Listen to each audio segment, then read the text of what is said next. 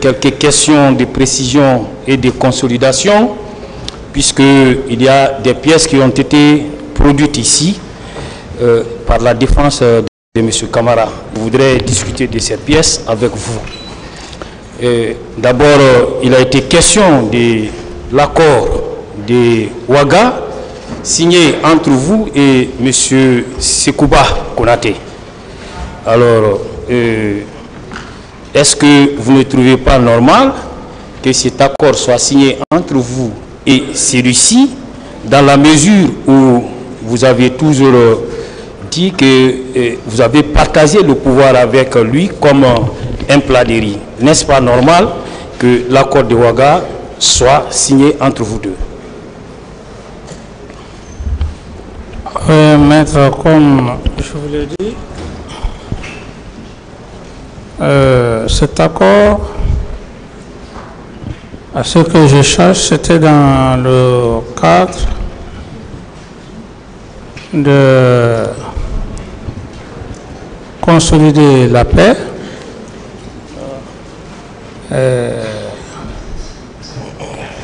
Donc, à cette époque, vu l'intérêt supérieur de la nation,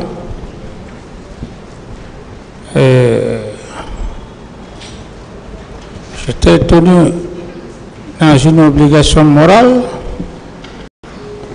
d'accepter l'accord qui s'est passé à Ouaga avec bien entendu les clauses. Donc je ne pouvais pas refuser, comme je l'ai dit tantôt, mais cet accord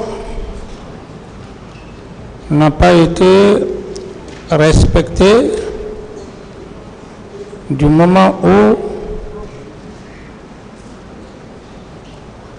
l'accord a été parfait. Lorsque le général Sekouba a regagné le pays, il n'a pas respecté l'accord. Pourquoi il n'a pas respecté l'accord? Et comme je l'ai dit tantôt que c'était un faux accord, du moment qu'à l'époque, le président Blaise, qui était le médiateur, et toutes les autorités compétentes, il était dit dans cet accord que j'étais le président du CNDD et qu'il assumait l'intérim. Si vous voyez bien cet accord, qu'est-ce que cela voudrait dire? Cela voudrait dire qu'une fois que le général Sekouba a gagné le pays, étant l'intérimaire, il devrait collaborer avec moi. Et c'est ce qui fit d'ailleurs la trahison. Et quand il a regagné le pays, jusqu'à ce qu'il a terminé la transition, pas un seul jour, il a demandé mon avis en ma qualité de président du CNDD. Et vous conviendrez avec moi, un intérimaire et un titulaire, il faut qu'il y ait une concertation, ce qui n'a pas été le cas. Donc, il a géré unilatéralement la transition et comme si rien n'était fait à Ouaga. Là n'est pas le problème. Pour moi, le problème le plus important, c'était la paix.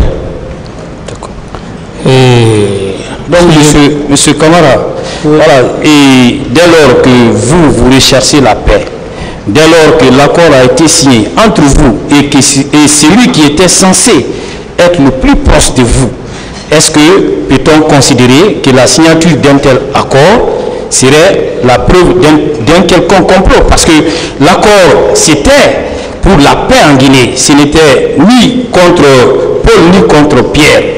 Alors, est-ce qu'on peut considérer un tel accord comme étant la preuve d'un quelconque complot? C'est là, moi, mon problème. Par rapport à votre question, oui. C'est comme vous signez un accord, les clauses doivent être respectées, mais dès lors que les deux parties contractantes, la partie X et Y, dès lors qu'il n'y a plus de contact et que vous êtes carrément mis à l'écart, j'estime que c'était la suite du complot, mais de façon très rigide. Mais en toute sincérité, j'ai eu la volonté et je n'ai pas manifesté le manque de volonté. Alors c'est ce qui m'a fait dire que c'était un faux accord, parce que ce qui a été dit à Ouaga, il ne l'a pas respecté. Et donc, puisque c'était pour l'intérêt de la nation, j'ai gardé la patience et je l'ai laissé gérer la situation.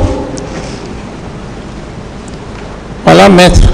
Ok, bon, enfin, nous n'avons pas la même lecture, vous comprenez, de ces documents. Et on va continuer. Et vous avez suivi également vos avocats qui ont fait état des audios, des enregistrements audio. Vous avez le premier enregistrement audio qui est attribué à M. Sidya Touré. Et le second enregistrement audio est attribué à M. Nabik Youssouf Kérédi Bangoura. Alors, et c'est vous qui les avez remis, ces audios?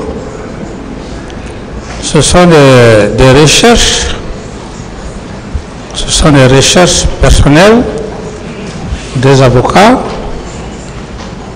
Oui. Ces audios-là, vous les avez depuis combien de temps? Parce que vous avez eu à dire ici, lorsque vous étiez en train de donner le récit de cette affaire, vous avez dit que vous avez des éléments que vous avez mis à la disposition de vos avocats, que vous verserez au dossier au moment venu. Alors, il s'agit de ces audios, non? Oui, maître, je crois que ce qui est important, oui, la provenance. Ce qui est le plus important, c'est le contenu de l'audio qui s'avère extrêmement important. Monsieur Kamara, tout est important, hein? Tout est important. On parlera du contenu, mais on est en train de parler pour le moment de la façon dont vous avez obtenu ces audios. Parce que quand vous prenez le premier audio, dans le premier audio qui laisse comprendre qu'il y avait une conversation téléphonique entre M. Sidya Touré et un autre monsieur au bout du téléphone, et qui serait un proche à vous. Et alors, c'était qui au bout du téléphone? Maître, je crois que ce qui est important, ce qui est là-dedans, c'est le contenu, c'est ce qui est le plus important. Je ne l'ai pas inventé, parce que devant un tribunal criminel... Il veut connaître qui était l'interlocuteur à M. Sidya dans l'audio. Voilà. Je ne sais pas. Et qui vous a remis l'audio, M. Kamara? ne saurais répondre à cette question, maître. Ça fait combien de temps vous gardez cet audio par devant vous? Dès que je suis arrivé, pendant que j'habitais à l'hôtel Kaloum. Ok. Et donc, les deux audios étaient en même temps conservés par vous? Vous dites?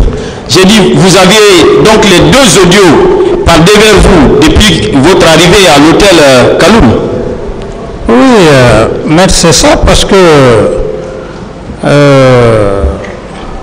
c'est important. C'est important. Je les ai écoutés et je n'ai rien inventé. Et ce qui est important, est ce que M. Camara a dit devant le tribunal. Une autre question. Ok. Et est-ce que vous comprenez en écoutant l'audio que M. Sidia Touré a été enregistré à son insu? Est-ce que vous le comprenez comme moi? Je ne saurais répondre à cette question, maître. Est-ce que en écoutant l'audio comme moi, vous comprenez que M. Sidia Touré est en train de dire et de ne pas citer son nom? Est-ce que vous n'avez pas vu que M. Sidia Touré ne voudrait pas que cet enregistrement audio parte loin? Vous n'avez pas compris ça? Oui, mais ça n'a aucune importance. Si. Laissez-moi aller au bout de mes idées. Oui, allez-y, s'il vous plaît, allez-y. Oui. Mais ici, on n'a pas besoin de faire cadeau à qui que ce soit. Nous sommes devant un tribunal, nous sommes devant le peuple de Guinée. Nous sommes devant le peuple de Guinée. Chacun doit assumer ses responsabilités. Très bien. Monsieur Il n'y a pas de peur dans ça. Très bien, ça c'est bien compris. Saviez-vous, mon capitaine, que l'enregistrement d'une personne à son insu est une infraction à la loi pénale guinéenne? Vous le savez? De toutes les façons, ce qui est important, c'est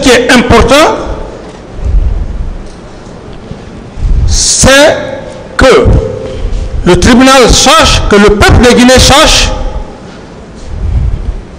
que ce que j'ai dit, que je ne suis pas en train de mentir sur qui que ce soit. Saviez-vous, mon capitaine, que la conservation d'un tel enregistrement, selon en pleine connaissance de cause, comme vous l'avez fait, est également constitutif d'infraction à la loi? Si c'est par rapport à la vérité, une vérité que le peuple doit savoir, que le tribunal doit savoir, j'estime qu'il n'y a pas de peur dans ça. Parce que lorsqu'on veut gérer une nation, lorsqu'on est responsable, il faut l'assumer. Ce sont des personnes qu'on a perdues au stade du 28 septembre. Et comment les choses se sont passées? Saviez-vous, mon capitaine, que le fait de porter volontairement ou de laisser porter à la connaissance du public ou d'un tiers ou utiliser publiquement un tel contenu est constitutif d'atteinte à la vie privée au sens des dispositions des articles 358 et 359 de notre code pénal? Je ne saurais répondre à cette question, maître. Je vais vous aider. À propos, le code pénal guinéen dispose clairement en ses articles 358 et 59 ce qui suit de l'atteinte à la vie privée. Article 358 est puni d'un emprisonnement de 1 à 2 ans et d'une amende de 1 million à 3 millions de francs guinéens ou de l'une de ces deux peines seulement. Quiconque a volontairement porté atteinte à l'intimité de la vie privée d'autrui. 1. En écoutant, enregistrant ou transmettant au moyen d'un appareil quelconque des paroles prononcées dans un milieu privé par une personne sans le consentement de celle-ci. 2. En fixant, enregistrant ou transmettant au moyen d'un appareil quelconque l'image d'une personne se trouvant dans un milieu privé sans le consentement de celle-ci. Lorsque les actes prévus au présent article ont été accomplis au cours d'une réunion ouverte au public, au vu au su de ses participants, le consentement de ceux-ci est présumé. Article 359 est puni des peines prévues à l'article précédent.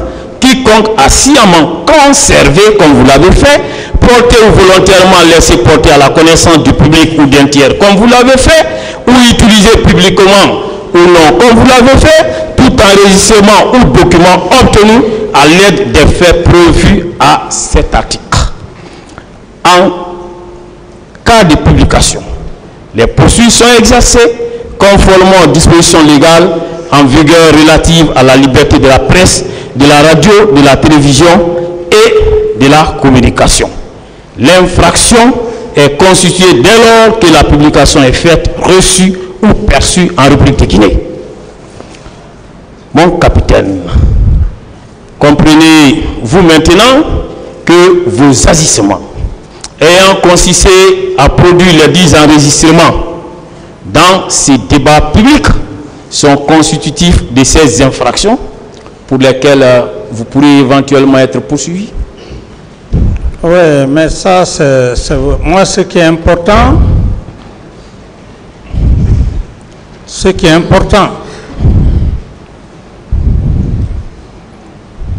de dire que les hommes prennent le courage de ne pas fuir leurs responsabilités, qu'importe.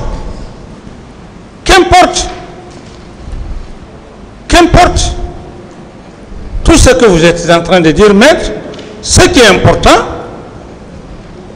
c'est si ce qu'a dit devant le tribunal et devant le peuple de Guinée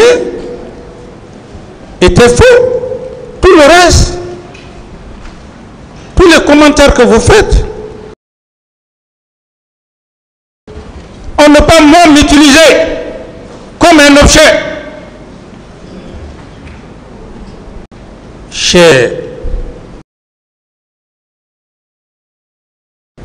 J'ai démontré devant le tribunal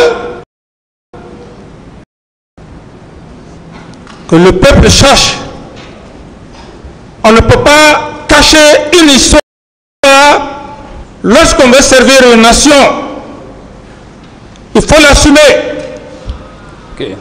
Ok, merci. Donc, par rapport à ça, je n'ai plus d'autres réponses à vous donner. Merci. Je poursuis. Vous avez lu avec moi ici la lecture à haute et intelligible voix des propos attribués dans cet enregistrement audio à M. Sidia Touré. Vous avez compris que M. Sidia Touré, il a eu à parler des éléments et il n'affirme pas lui-même, il se questionne. Il dit, mais pourquoi M. Alpha Condé n'était pas là? Pourquoi Sekouba n'était pas là? Et il vous a fait une suggestion, une proposition de pistes d'enquête.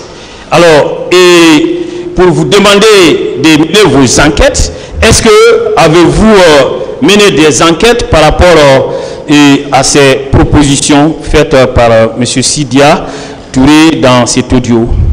Mais je dis que, maître, oui. Si vous voulez, vous n'arrivez pas à me comprendre. Pendant plus de 10 ans, les gens ne veulent pas dire la vérité. Vous pensez que moi je vais rester là? Les gens sont au courant avec des preuves.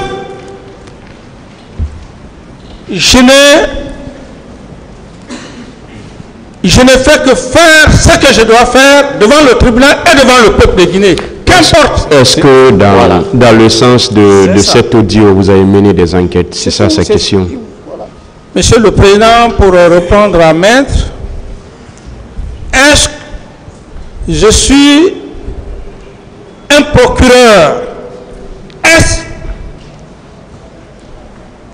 je suis habilité à faire des enquêtes? Je suis très désolé, Monsieur le Président, par rapport à cette question. Monsieur Camara, vous conviendrez avec moi que lorsque Monsieur Sidia vous dit, il vous propose des pistes de réflexion et il vous propose de mener vos enquêtes. Alors, est-ce que en agissant ainsi, M. Sidia est dans la certitude? Parce que la certitude vous tient à cœur. À chaque fois que vous parlez, vous dites le droit pénal, c'est la certitude. Alors, est-ce qu'il est normal que vous fondiez la théorie, la preuve de votre complot sur des éléments qui ne sont pas fondés sur une certitude? Parce que M. Sidia a dit, vérifiez. Lorsque quelqu'un vous dit, je vous donne telle piste, vérifiez. Est-ce que vous pouvez vous fier à ça comme preuve? Je peux me fier à ça, mettre comme preuve. Parce que ce qui est dans l'audio prouve à suffisance par rapport à la réunion tenue. Ensuite, deuxième élément, le départ du général Sekouba à Massanta, qui n'était pas justifié. Et quand on écoute très bien, c'était dans le but que quand il y aurait insurrection, que ce monsieur vienne, qu'on dise, ah oui, il n'était pas là pour s'en servir du pouvoir. Mais vous pensez que maître, moi je vais cautionner ça? Monsieur, vous pouvez l'analyser comme vous voulez. Et moi, j'ai dit que on est devant l'histoire. Bon, on va continuer. Et il se trouve que M. Sidia n'a fait que soulever des interrogations. Voilà, vous prévalez de ces interrogations comme preuve. Nous avançons. Vous voyez que même les commissions d'enquête que vous avez, vous-même, vous dites que c'est vous qui avez mis en place ces commissions d'enquête, même ces commissions d'enquête n'ont pas abouti à la conclusion que vous tirez maintenant, selon laquelle il y aurait eu un complot. Comment vous comprenez ça? Oui, maître. La commission d'enquête prouve à suffisance. Si la commission d'enquête n'a pas abouti, est-ce la faute à M. Camara? J'ai manifesté ma volonté. Si cette volonté, dans le cadre de l'enquête, comme vous le dites, si ça n'a pas abouti, est-ce ma faute? Non. Ok. Est-ce que vous savez que M. Sidia Touré a été entendu par le pool des magistrats et instructeurs? Vous le savez? Oui, maître, c'est pour cette raison j'ai beaucoup de respect pour cet homme, pour beaucoup de raisons. Et si vous voulez aller dans ce contexte, du moment où il a été entendu, mais avoir peur de qui? On ne peut seulement qu'avoir peur de Dieu. D'autres questions? Ok. Voilà. Et vous savez que devant le pool des magistrats et instructeurs, M. Sidia n'a nullement fait état de ces éléments qui se trouvent sur l'audio que vous avez fait déposer au débat ici. Vous le savez? Mais ça prouve à suffisance que la manifestation de la vérité n'est pas là. Nous sommes là pour la manifestation de la vérité. S'il ne l'a pas dit, c'est pas au moment. C'est pas au moment. N'est-ce pas? S'il vous plaît, maître. Ok, finissez. Allez-y. Je dis bien, maître. Même lorsqu'on n'aime pas le chien, il faut reconnaître que le chien a des dents qui sont très blanches. Alors, comme pour dire, ça peut faire mal à ceux qui peuvent le penser, mais ce qui est important pour moi, si au moment où, comme vous le dites, il a passé devant les juges d'instruction qui ne l'a pas dit, et au dernier moment, moi je ne peux pas donner des qualificatifs par rapport à ça. D'autres questions? Okay. Monsieur Camara, dès lors que M. Sidia lui-même n'assume pas ses propos, il dit à son correspondant au bout du téléphone, ne citez pas mon nom, ce qui veut dire qu'il s'agit là des déclarations non assumées. Dès lors qu'il n'en a pas non plus fait état devant les magistrats instructeurs, alors pensez-vous que on peut accorder un quelconque crédit à ces déclarations? Bien sûr. Des déclarations non assumées? Bien sûr, on peut accorder, peut-être vous ne pouvez pas accorder ce crédit, mais moi qui suis concerné, je dis que à des moments donnés de la vie d'une nation, il faut avoir le courage. Une autre question. Ok, je continue. Je ne sais pas si vous avez aussi écouté et réécouté, et si vous avez suivi également, comme moi, la lecture à haute et intelligible voix des propos attribués à M. Nabi Youssouf Kiridi Bangoura. Alors, il est question des corrections des 24 points relatifs aux anomalies et liées à l'élection présidentielle de 2010 qui ont été corrigées ici et dans l'intérêt de tous les candidats à l'élection présidentielle.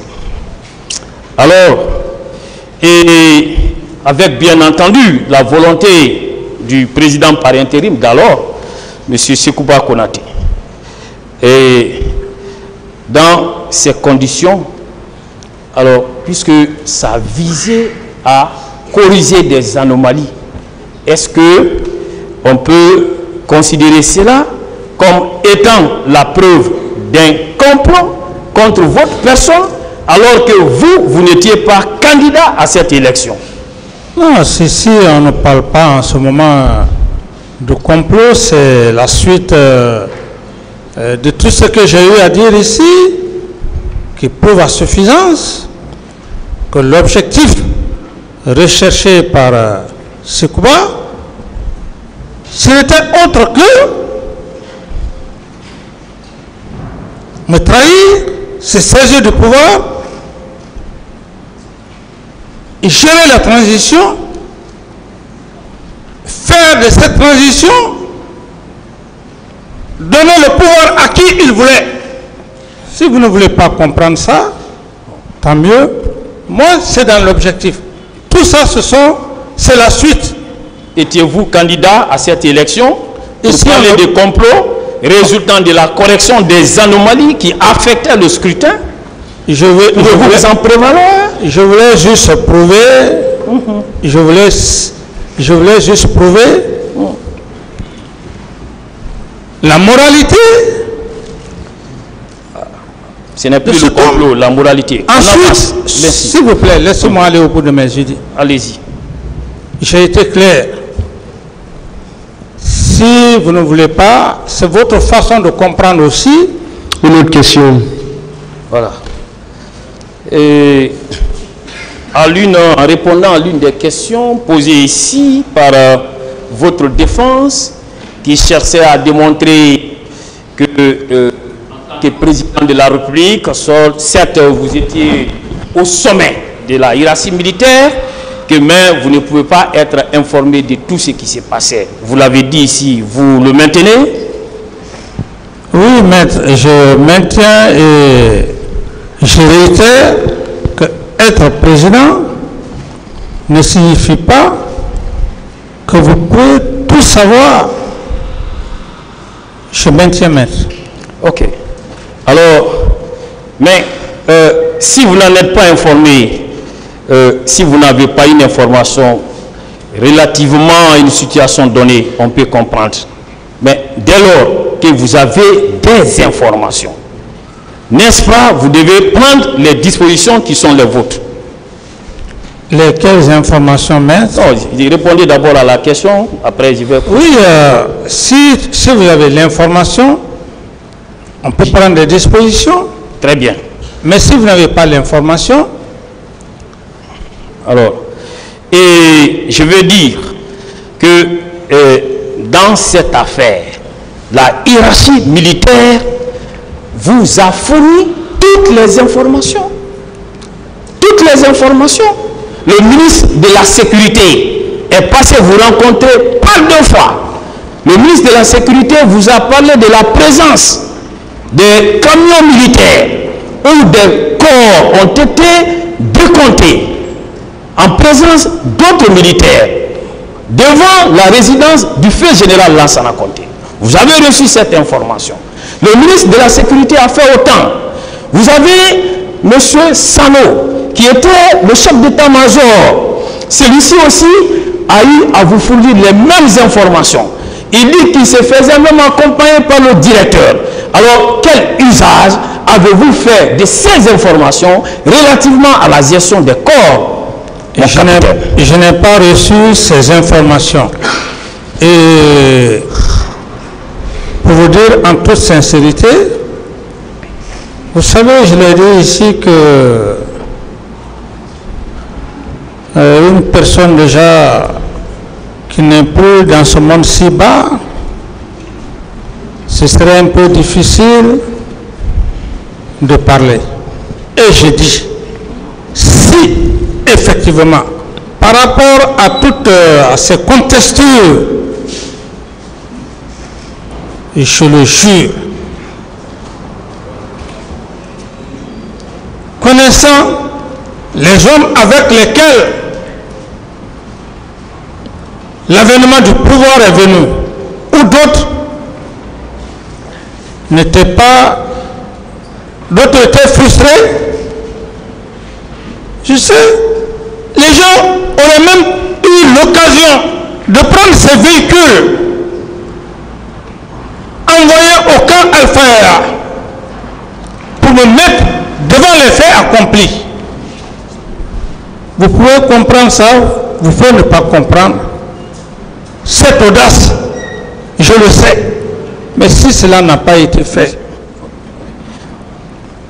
si cela n'a pas été fait, maître, et je n'ai pas eu ces informations comme vous le dites, ces personnes ne sont pas là, ou la personne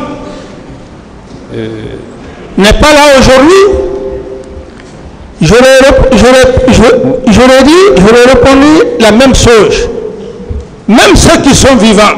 Mon capitaine, s'il vous plaît, permettez-moi, s'il vous plaît, non, comme vous dites que c'est permis. Non seulement il y a des informations provenant du feu général Toto, lesquelles informations se trouvent au dossier, moi je n'invente rien. Vous avez des informations provenant également du ministre de la Santé publique versées au dossier, des informations provenant de votre chef d'état-major général versées au dossier, les mêmes des informations provenant du général Edouard Théa relativement à la présence de ces camions militaires versés au dossier. Vous avez des informations venant du capitaine Amadou Condé également versées au dossier qui font état de façon concordantes et indiscutables des mêmes informations, et lesquelles vous ont été remontées par le chef d'état-major général. Il a dit, et quel usage vous en avez fait en termes de disposition en tant que commandant en chef des forces armées? C'est ce que je veux savoir. Maître, je suis en train de vous dire, ces informations que vous faites allusion, ce sont des informations que je ne dis pas, que ce que vous dites, ou que les informations ne sont pas vraies. Et je dis bien, ces informations, je ne les ai pas reçues. Le cas du ministre de la Santé que vous faites allusion, c'est clair. Le ministre de la Santé, le nombre de corps, les 57, il a dit devant le tribunal. Et les autres informations que vous faites allusion, personne n'est venu me voir pour dire, voilà, il y a des camions qui sont au camp Samori. Ce sont des informations. Ok, bon, ça c'est compris, on va avancer. Je voudrais savoir, puisque il relevait de vos attributions en tant que président de la République d'alors, de nommer les membres du gouvernement, mais aussi de prendre un décret pour fixer leurs attributions. Avez-vous pris un ou des décrets pour fixer les attributions de vos différents ministres, comme on l'a connu sous le règne actuel du CNRD? Vous l'avez fait? Je ne saurais répondre à cette question, maître. L'avez-vous fait, oui ou non? Parce que c'est extrêmement important. Vous savez, il y a toujours votre défense qui nous inspire. On a eu à parler des délégations de pouvoir. On a eu à soutenir que vous, en tant que président, vous êtes délégant et que vos ministres sont des délégataires. Mais il faudrait que les conditions de la délégation soient claires et précises. Et ces conditions de la délégation ne peuvent résulter que des attributions clairement définies par vous. Avez-vous pris des décrets dans ce sens? C'est pourquoi je pose la question. Oui, maître. Ici, nous sommes dans un cadre très précis concernant les événements du 28 septembre. Deux ministres qui ont assumé leur rôle. Le ministre de la Santé, je n'avais pas besoin d'apprendre le rôle du ministre de la Santé, et le ministre de la Justice, garde des Sceaux à l'époque, qui a aussi pris des dispositions. On parlera du ministre de la Justice, mais pour le moment, moi, mon problème est au niveau de la définition des attributions de vos ministres. Est-ce que vous avez eu à prendre un acte ou des actes dans ce sens? C'est ce que je veux savoir. Je ne peux pas vous faire des démonstrations par rapport aux attributions.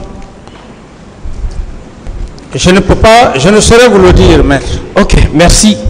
Alors, dans ces conditions, et savez-vous qu'en dehors d'un tel décret ou d'un acte ou des actes définissant clairement les attributions des membres de votre gouvernement, qu'aucun ministre ne saurait répondre dans vos lieux et places d'une quelconque délégation, parce qu'en droit, la délégation ne se présume pas, elle doit être prouvée.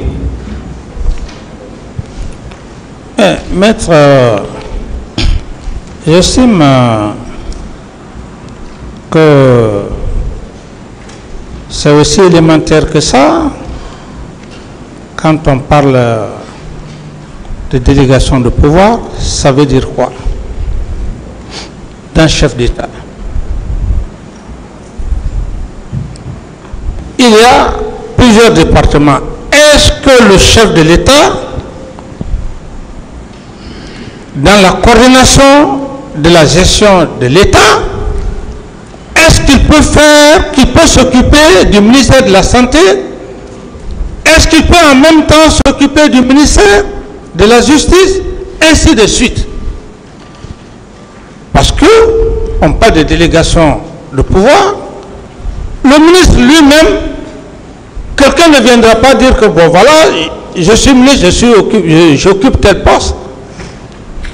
Si l'intéressé occupe un poste, il sait à quoi il doit faire. Donc c'est aussi élémentaire que ça, en matière de délégation de pouvoir. Ça veut dire que le chef de l'État qui est là ne peut pas faire toutes les fonctions de tous les départements ministériels. Ce n'est pas aussi élémentaire que vous le pensez. On a vu votre ministre de la Sécurité présidentielle qui a été incapable de nous dire quelles étaient ses attributions, qui parfois il s'érigeait en officier de police judiciaire, parce que vous n'avez pas préalablement défini les attributions qui devraient être pour chacun des ministres. Donc on va continuer, et je crois que cette question, on en a largement discuté. Alors, vos avocats ici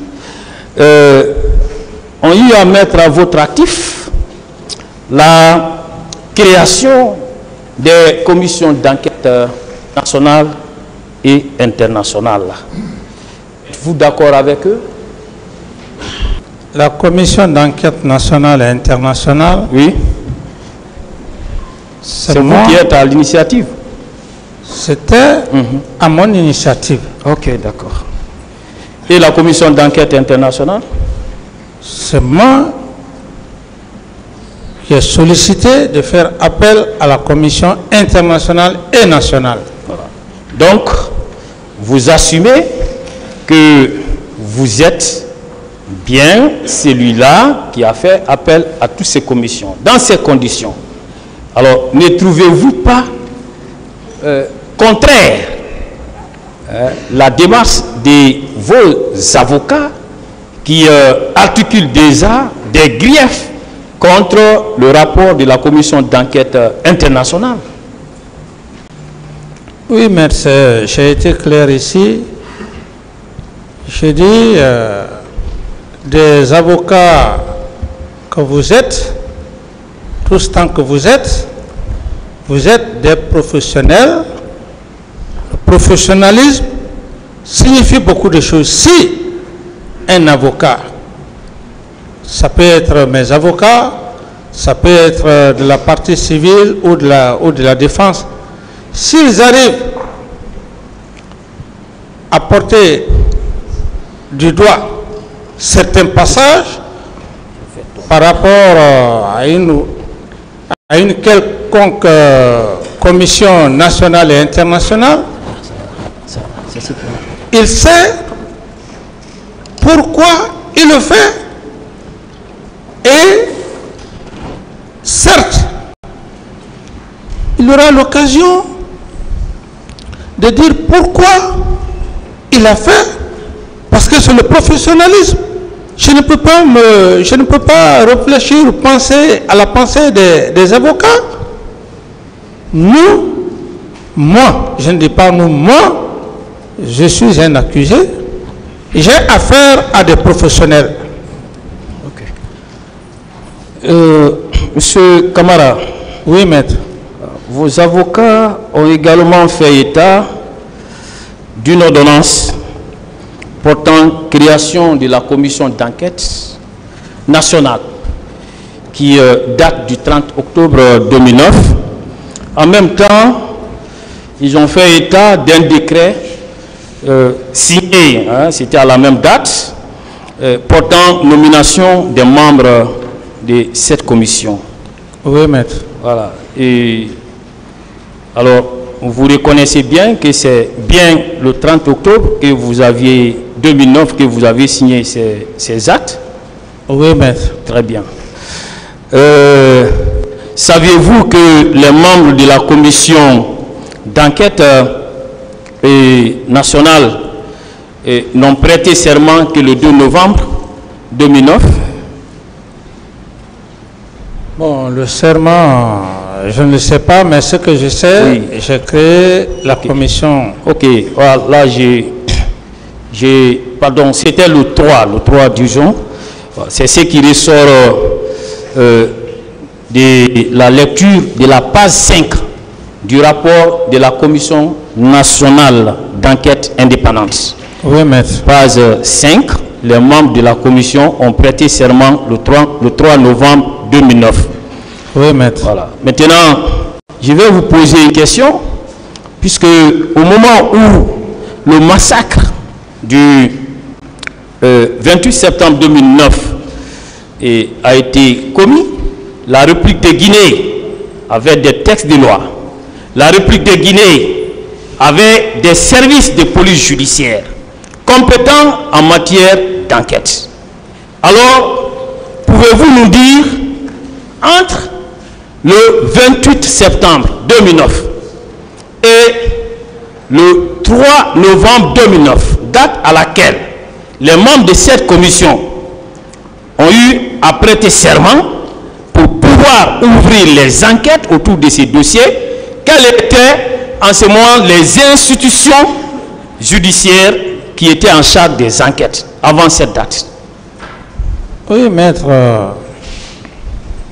Une commission, lorsqu'on émet une idée, lorsque j'ai émis cette idée pour la création de la commission, le ministre garde des Sceaux devrait procéder à la sélection des membres qui devraient composer cette commission, étant compétents. Alors, donc, moi, j'ai joué mon rôle, maître. Mon capitaine, là, ouais. Ne trouvez-vous pas qu'il s'était écoulé, pour ne pas dire, je ne dirais pas assez de temps, mais trop de temps, entre la commission des infractions et l'ouverture des enquêtes? Les crimes ont été perpétrés à la date du 28 septembre. Mais les membres de la commission n'ont prêté serment que le 3 novembre. Alors, durant tout ce temps, et pendant ce temps, vous avez restitué les corps. Pendant ce temps, aucune enquête n'a été menée, aucun rapport d'autopsie. Et pendant ce temps, c'est vous qui venez devant la presse pour dire que les cas de mort survenus, c'est par voie de bousculade, c'est par voie d'asphyxie. C'est vous qui expliquez ça. Alors, pourquoi avez-vous empêché que les enquêtes soient ouvertes dès les premières heures de ces crimes? Mais maître, je n'ai pas empêché.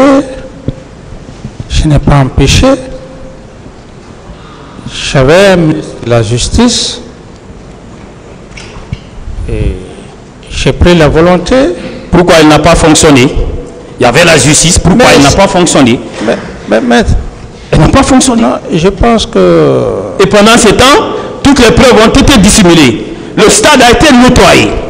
Oui, maître, laissez-moi aller au bout de mes idées. Oui, allez-y. Laissez-moi aller au bout de mes idées. Ok. Moi, j'ai eu la volonté, j'ai donné des instructions au ministre, la création d'une commission nationale parallèlement à la commission internationale. Alors, je ne suis pas technicien. Je ne suis pas un procureur. Je ne suis pas un juge d'instruction. Si il y a eu du temps, est-ce ma faute? Non. Si.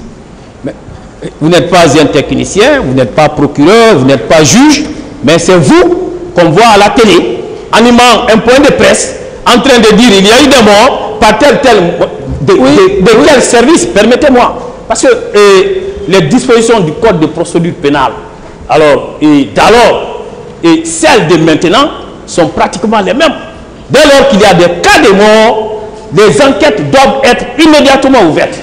Mais voyez-vous que lorsque vous-même, vous êtes là, en train de faire le travail des enquêteurs, vous ne pensez pas que votre comportement était de nature à inquiéter les autorités judiciaires pour prendre en charge le dossier? Non, maître. Au contraire, c'est tout à fait le contraire de ce que vous êtes en train de dire. Par rapport au cas, par exemple, des corps qui étaient déjà à la morgue, il était un devoir pour moi, en fonction du rapport de compte rendu que le ministre de la Santé a eu à me faire, je n'ai pas inventé. Je lui ai demandé. Et le cas des tirs à balles réelles ou des cas de bousculade, ou ainsi de suite, je ne l'ai pas inventé. Moi, je me suis référé à son compte rendu.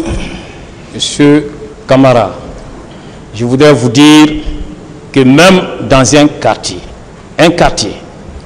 dès qu'on découvre un cadavre, le citoyen lambda sait qu'on doit faire appel à la police pour des fins d'enquête. On n'a même pas besoin d'être juriste pour ça. À plus forte raison, être président de la République. Et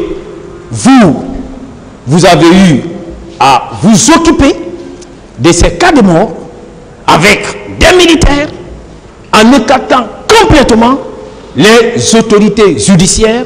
C'est après avoir procédé à la restitution des corps, après avoir nettoyé le stade, après avoir tenu votre point de presse au cours duquel vous pointez un doigt accusateur sur les leaders comme étant les responsables de ce qui est arrivé, que vous avez mis en place votre commission d'enquête. Est-ce que le peuple comprendra ça, mon capitaine? Oui, si vous dites le peuple, je pense que la loi, les juges comprendront ça, les procureurs comprendront ça. Moi, je n'avais pas affaire à un policier, comme vous le dites, dans le quartier. C'était un problème national. Et à ce que je cherche, les policiers ou gendarmes, c'est des auxiliaires de la justice. Alors, moi j'avais affaire avec la haute hiérarchie judiciaire, d'où le ministre de la Justice lui donnait des instructions, prendre des dispositions pour les enquêtes. Donc, capitaine, on va continuer. Alors, je retiens que tout simplement la justice n'a pas fonctionné. Vous l'avez empêché de fonctionner pendant cette période. Alors,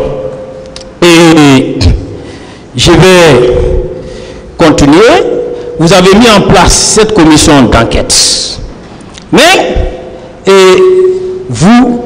pourquoi vous ne lui avez pas facilité le travail? Pourquoi? Mais maître, il n'y a pas un seul citoyen, et la liste que j'ai fait état devant le tribunal où le président, j'ai demandé si je pouvais citer la liste des éléments vous ne trouverez aucun élément, aucun cas vous disant à l'époque j'ai fait une ingérence ou je les avais empêchés de ne pas faire leur travail. Maître. Mon capitaine, je voudrais relever, et ce n'est pas moi, c'est le rapport de cette commission nationale d'enquête indépendante en sa page 7 où il est clairement mentionné que vous n'avez pas accepté d'être entendu par la commission. Et vous savez que lorsque, en tant que premier magistrat, vous participez, vous prenez l'initiative de la mise en place d'une telle commission, vous aurez dû être le premier à donner le bon exemple. Pourquoi vous n'avez pas accepté d'être entendu par cette commission? Pourquoi? Non, maître. Si j'ai accepté m'entretenir avec la commission, une commission internationale, qu'est-ce qui pouvait m'empêcher dans mon pays que de refuser que je puisse qu'on puisse me demander la preuve? Et quand je n'étais plus là, cette commission a bel et bien travaillé et la suite, je l'ai suivi sur les mass médias. L'aboutissement et la fin de leurs travaux. Mon capitaine, et lorsque vous prenez la page 7 du rapport de cette commission nationale d'enquête indépendante, il ressort clairement ceci.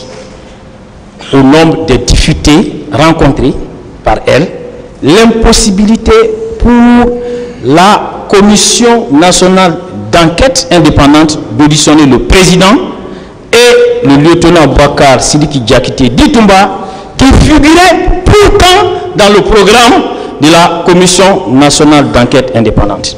Vous voyez, ce n'est pas une invention de ma part.